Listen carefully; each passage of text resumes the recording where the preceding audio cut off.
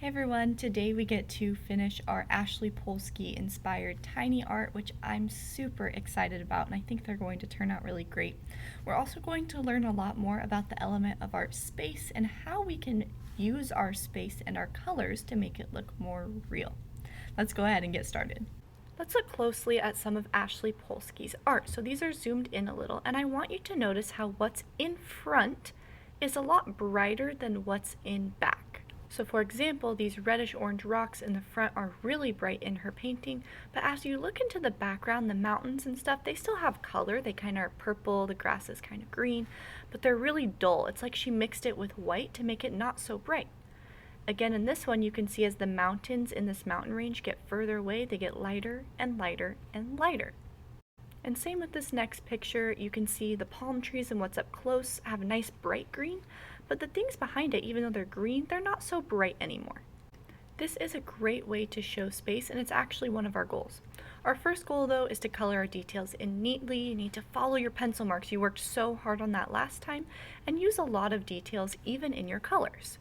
Our second goal is to change the color we use or mix colors based on the space of the picture. So that means the foreground, the things in front, should be a lot brighter, bolder colors than the things in the back, might even be mixed with gray or white so they don't look so bright.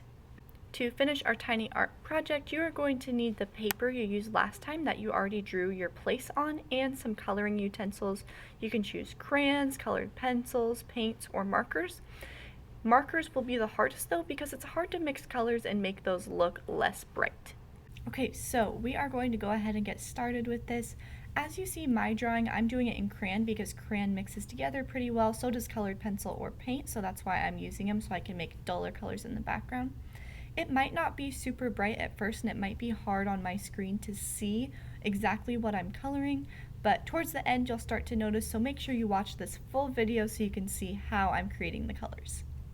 I have my materials out, you just can't quite see my crayons in the screen, and I also still have my picture in front of me or I'm sitting in front of where I am. What I'm noticing first is that the mountains in mine look more and more gray and the sky looks more gray in the background because it's further away. So I'm starting with this light gray crayon and I'm doing all of my colors really lightly at first so that I don't accidentally make them too dark, because it's really hard to erase crayons or colored pencils, paints, whatever you have if you accidentally make it too dark.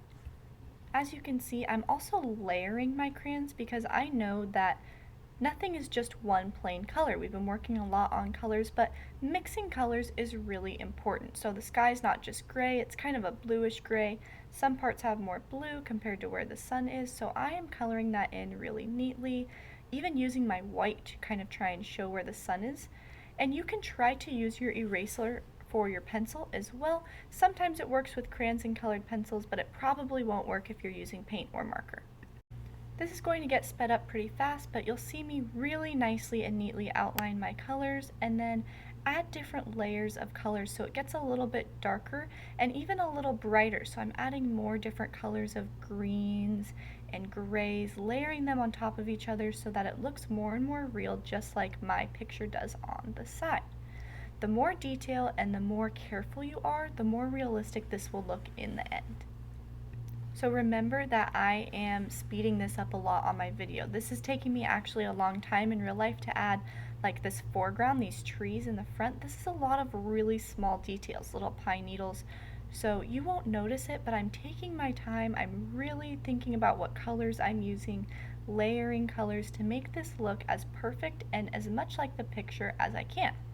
Now we know that we are not perfect artists, no artist is perfect, so ours will not look identical to our picture, and don't expect it to look identical to the picture because that's probably not how it will look. But we can do our very best, and that is always important and part of being a quality producer as well, which is a big skill that we do here at Rock Creek for our future ready skills. Once you have added as many color details as you think you need, even adding little tiny specks of color just to make it look more realistic, remember you can try using your eraser. You can also outline some details and it will help it look more bold. You do not have to outline details, and Ashley Polski doesn't outline it, but if you use crayons or colored pencils, they might not be as bright, and it can really help to outline the details to make things look more realistic in your background. Have fun with this, take your time, and I can't wait to see about your favorite place. I hope you enjoyed making your tiny art and that you had time to make this special. Please keep this in a very safe space because we are actually going to put these somewhere in the school. So we have like a tiny art gallery of everyone's favorite places. Until then, though, just hold on to it really tightly and I will let you know when to bring it into school so that we can hang these up.